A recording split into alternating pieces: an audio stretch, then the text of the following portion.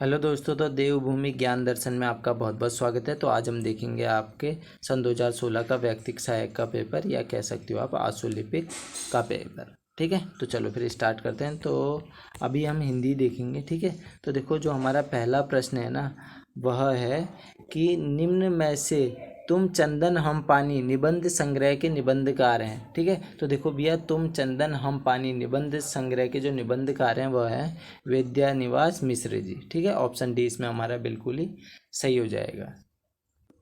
तो अब बढ़ते हैं फिर हमारे अगले प्रश्न की ओर। तो हमारा अगला प्रश्न है, निम्नलिखित में से तत्सम शब्द हैं। ठीक है ना, तत्सम क्या होते हैं भैया? तत्सम यानी जो आपके शुद्ध शब्द होते हैं। ठीक है, आप कह देना जो आपके संस्कृत के शब्द होते हैं वो आपके तत्सम शब्द होते हैं, और जो तद्भव होते हैं अशुद्ध होते हैं। ठीक है ना, यानी जैसे आपने हाथ लिख दिया, ठीक है ना, और आग लिख दिया, बारात लिख दिया, ये सभी क्या तद्भव है। तो देखो इसमें जो आपका तत्सम है, तो यानी आपको ढूंढना है संस्कृत का शब्द, वो होगा आपका अश्रु। अश्रु क्या होता है भैया? अश्रु यानी आंसू। ठीक है ना, इसका मतलब होता है आंसू। चलो फिर अब बढ़ते हैं हमारे अगले प्रश्न की ओर। तो हमारा जो तीसरा प्रश्न है वह है कि संविधान के किस अनुच्छेद में हिंदी को भारत संघ की राजभाषा कहा गया है? ठीक है, तो वो कहा गया है भैया अनुच्छेद 343 में। ठीक है ना, उसमें ऐसा कहा गया है कि भैया जो संघ की राजभाषा है, संघ की राजभाषा आपकी हिंदी है, और लिपि कौन सी है आपकी? लिपि है देवनागरी। कौन सी है? देवनागरी।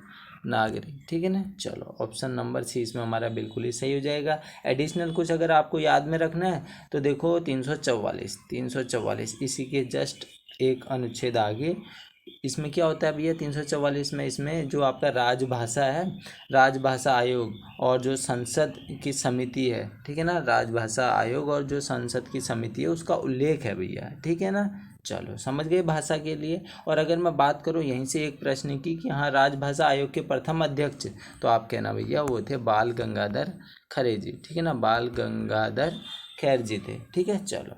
और आयोग की प्रथम बैठक कब हुई थी? अब आयोग तो बना दिया था भैया, ठीक है ना, राजभाषा आयोग बना दिया था, तो अब इसकी बैठक भी तो होगी। तो इसकी बैठक हुई थी आपकी जुलाई 1955 में। कब हुई थी? जुलाई 1955 में। चलो फिर देखो जो हमारा चौथा प्रश्न है वह है कि सादृश्य के कारण एक वस्तु को दूसरी वस्तु मान लेना किस अलंकार का लक्षण है? ठीक है ना, यानी इसमें आप कह सकते हो सादृश्य के कारण, यानी क्या हो रहा है भैया? एक आपका भ्रम पैदा हो जा रहा है। ठीक है ना, जहाँ मतलब समानता, समानता के कारण आप क्या कर रहे हो? एक वस्तु को किसी दूसरी वस्तु में कंपेयर कर दे रहे हो, यानी आप में भ्रम हो जा रहा है। अगर आपका भ्रम हो गया तो आप कह देना भैया ये भ्रांतिमान है। क्या है अलंकार? इसमें भ्रांतिमान अलंकार है। ठीक है, फिर जो हमारा पांचवा प्रश्न है, सूरदास किस काल के कवि थे? तो देखो भैया जो सूरदास जी थे ना वो आपके थे भक्ति काल के कवि। ठीक है ना, भक्ति काल के कवि थे। अगर मैं बात करूं आपके हिंदी साहित्य की, तो देखो आपने याद में रखना है, सबसे पहले आता है आपका आदिकाल। ठीक है, आदिकाल, आदिकाल चला था आपका 8वीं शताब्दी से लगभग 14वीं शताब्दी तक। ठीक है, 8वीं से 14वीं शताब्दी तक। अगर मैं बात करूं इसके बाद क्या आता है, तो इसके बाद आता है आपका भक्ति काल। ठीक है, इसके बाद आता है आपका भक्ति काल। और भक्ति काल की अगर मैं बात करूं तो आप कह देना भैया आदिकाल के बाद के युग को आप क्या कहोगे? भक्ति काल कह दोगे। ठीक है ना, और भक्ति काल के बाद क्या आता है भैया? रीतिकाल। क्या आता है फिर? रीतिकाल आता है। ठीक है, तभी आपने याद रखना है। और फिर रीतिकाल के बाद क्या आता है? रीतिकाल के बाद आता है भैया आपका आधुनिक काल। क्या आता है? आधुनिक काल आता है। ठीक है ना, अब भक्ति काल के जो प्रमुख कवि हैं वो मैं आपको बता देता हूँ। कबीर जी हो गए, ठीक है ना, कबीर जी हो गए, सूरदास जी हो गए, मीराबाई जी हो गए, रामानंद जी हो गए, ठीक है ना, तुलसीदास जी हो गए, नामदेव जी, रविदास जी, रहीम जी, स्वामी हरिदास जी। ठीक है ना, चलो ये सभी आपने याद में रखने हैं। अब बढ़ते हैं हमारे अगले प्रश्न की ओर। तो देखो ये एक आपका हिंदी मुहावरा है। ठीक है ना, यानी आप एक कह सकते हो लोकोक्ति है ये आपकी। ठीक है, तो आपको इसका अर्थ बताना है। खेत रहना का अर्थ है। ठीक है, तो देखो खेत रहना का जो अर्थ होता है ना वह होता है जैसे कोई युद्ध में मारा गया। ठीक है ना, इसका अर्थ, इस मुहावरे का मतलब अर्थ यही होता है जैसे युद्ध में कोई मारा गया। तो ऑप्शन नंबर डी हमारा इसमें बिल्कुल ही सही हो जाएगा। ठीक है, फिर है देखो आपका जो सातवां प्रश्न है वह यशोगान का संधि विच्छेद है। तो देखो भैया जो आपका यशोगान, ठीक है ना, यशोगान यानी यशोगान यानी यश प्लस गान हो जाएगा आपका यशोगान। ठीक है ना, कौन सी संधि है भैया? विसर्ग लग गया तो आप कहना विसर्ग संधि है ये आपकी। ठीक है ना, तो इसमें जो हमारा सही ऑप्शन है वह है ऑप्शन नंबर बी।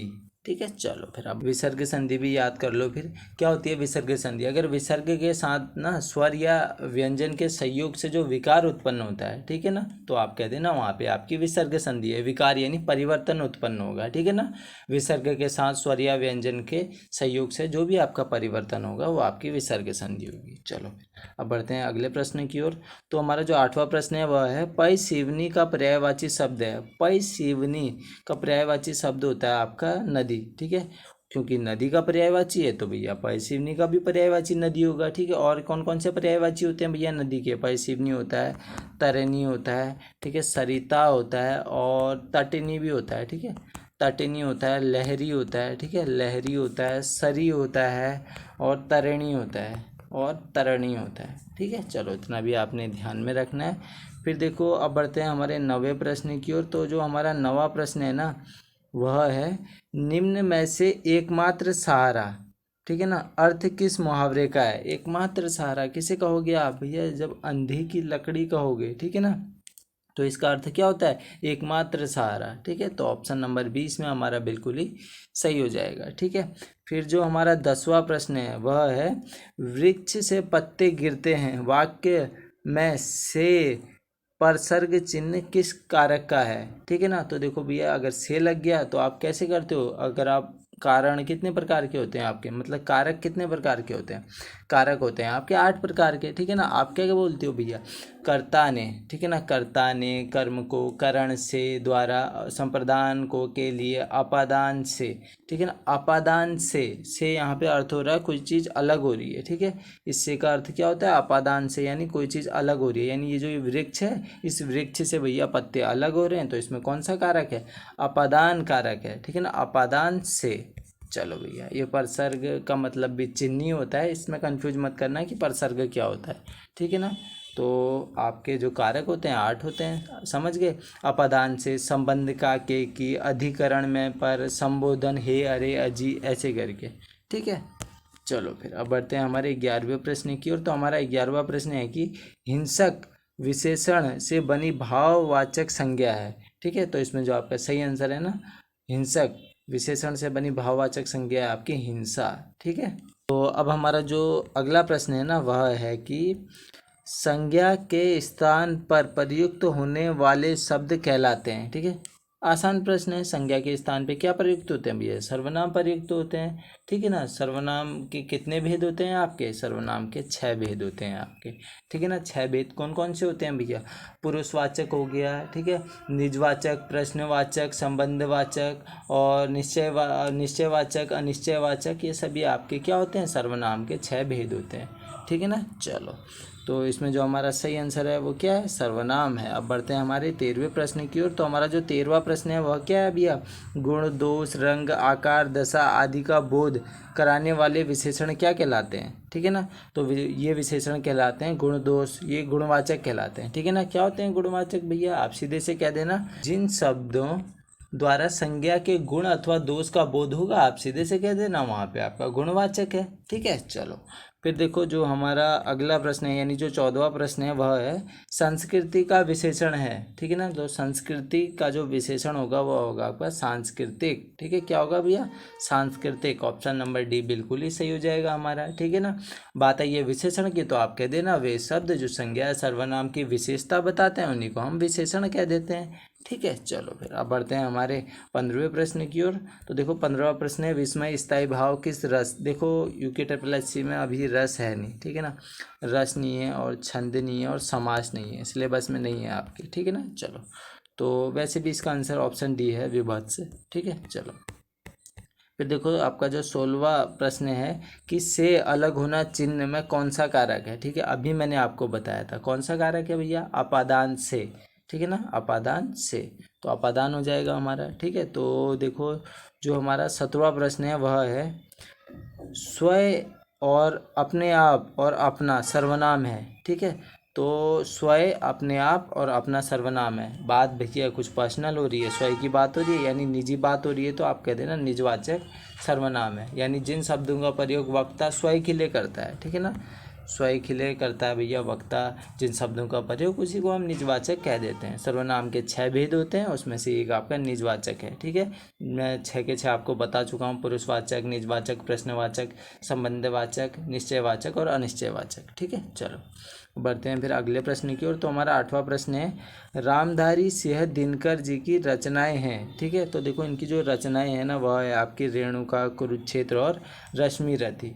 ठीक है ना, आधुनिक काल के कवि थे आपके। ठीक है ना, आधुनिक काल के कवि थे। अगर मैं बात करूं इनकी और रचना के बारे में तो याद में रख लेना, इनकी एक और रचना है उर्वशी।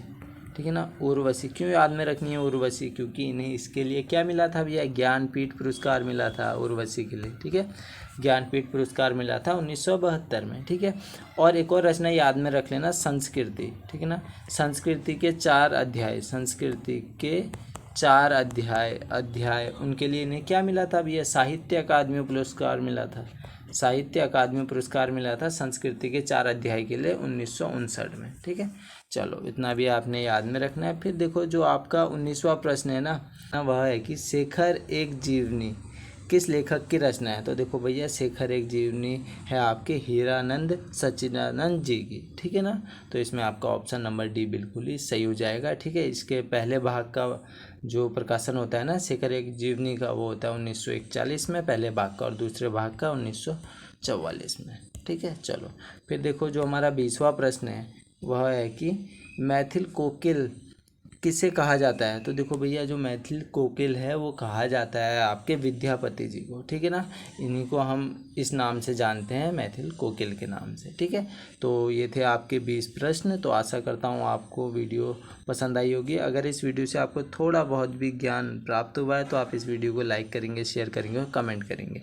इसी आशा के साथ हम करते हैं वीडियो को यहीं पर समाप्त। चलिए, धन्यवाद।